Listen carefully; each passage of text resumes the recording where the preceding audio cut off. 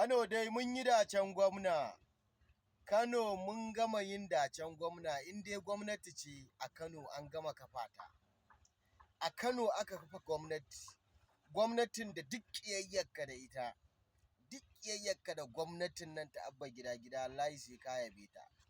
Duk yacce ka kai da ƙiyayyarka ga 'yan kwankwasiya wallahi sai ka yabi gwamnatin abba gida. Gwamnatin abba gida gwamnati ce wadda a tarihi samun ta ma abu ne mai wahala. Gwamnati ce wacce ta kafa rekod ɗin da aka daɗe ba a yi shi ba. Gwamnati ce wacce take da tausayin da ba kowace gwamnati ce take da tausayi irin nata ba. Gwamnati ce wacce take da tsoron Allah, wacce ba kowace gwamnati ce take tsoron Ubangiji kamar ta ba. Gwamnatin abba gida gwamnati ce wacce kowane shugaba ya kamata ya koyi da ita.